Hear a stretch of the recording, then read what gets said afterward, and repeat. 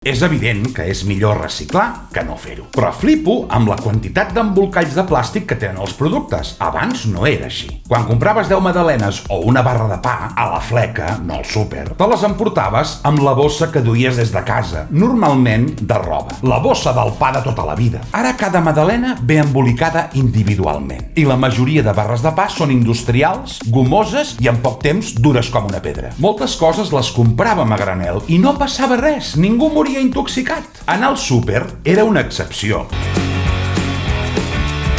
Normalment compraves al mercat. Allà els productes eren més bons, més frescos i ajudaves al comerç local. Tot estava en harmonia. La gent de menys de 20 anys, sobretot si sou de ciutat, no sabeu quin gust té la fruita i la verdura de veritat. Fliparíeu! La fruita no es triava pel seu aspecte bonic. Alguna poma estava tocada, però era bona com la mel. Ara, amb les pomes, podries fer un pòster, però tenen gust de serradures. Per sort hi ha petits comerços que segueixen lluitant per tenir productes de qualitat. Però si preferim comprar merda, plegaran. Els centres comercials estan molt bé, però ens estem carregant el petit comerç, el comerç de proximitat, aquella família que coneixes de tota la vida, de confiança, i que saps que tindran un bon producte. Darrere de cada botiguer hi ha una vida, uns somnis, uns projectes. Darrere d'un centre comercial hi ha un consell d'administració d'una multinacional. De veritat preferiu comprar un tomàquet a Amazon que al pagès de la plaça? Això provoca que puguin posar els preus que vulguin i donar-nos cada vegada un producte més dolent perquè no tindran competència. La pagesia vertebra i cuida el territori. Són una part molt important del país. Però si han de vendre els productes per sota del preu de cost, no poden aguantar. Molts dels productes que comprem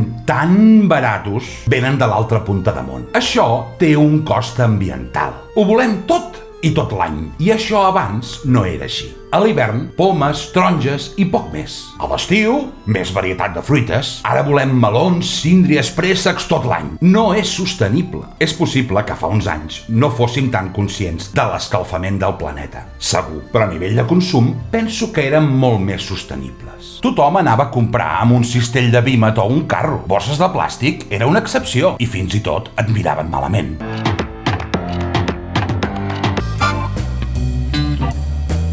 Una altra cosa que fèiem abans era reparar el que s'espatllava. Ara tot és d'un sol ús. S'espatlla i a la brossa. Certament, l'obsolescència programada no hi ajuda. Però si us espatllés una lampareta, l'obriríeu per canviar el cable espatllat o la llanceu? En compreu una altra, oi? Ahà! Sabeu que abans una rentadora durava 20 anys i ara no arriba als 5? Sabeu que abans que existís IKEA compràvem els mobles fets de fusta bona i massissa a les botigues del barri i duraven tota la vida? Eren una mica més cars, sí, però no anàvem a comprar un sofà cada 5 anys perquè no es trencava. Parlant de sostenibilitat, abans no viatjàvem tant o tan lluny. De vacances anaves al Pirineu o al Delta de l'Ebre, no calia anar a Cancún o a Xina. Menys vols, menys contaminació, menys impacte pel planeta. Ara és molt assequible i vinga, amunt i avall. És que és més barat. I flipareu, que érem feliços anant per Catalunya o per Espanya. Eren unes bones vacances, no calia fer 7.000 quilòmetres per disfrutar. No hi havia videoblogs, ni Insta, ni res. Feies 3 carrets de foto en paper que valien una pasta i després les ensenyaves als amics quan venien a sopar.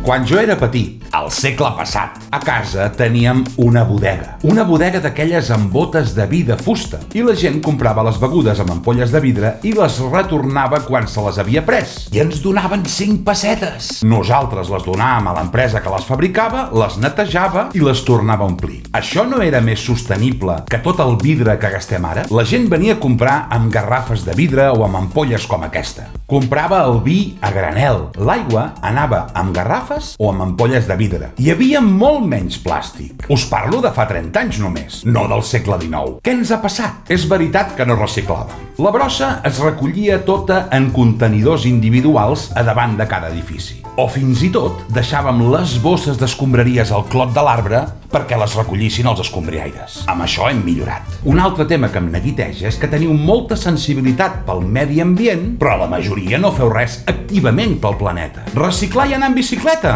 Això és nivell 1. Jo parlo de no comprar-vos un mòbil cada any, de mirar el plàstic que hi ha en els productes que compreu, del respecte pels espais públics i naturals. Això començaria a ser interessant. Però seguir a la Greta Thunberg i fer 4 memes no resol el problema. L'activisme ambiental no pot ser només a les xarxes. Ha de ser des d'un mateix, des de les petites coses del dia a dia, i fent accions que ajudin realment al planeta. Per exemple, compartir aquest vídeo.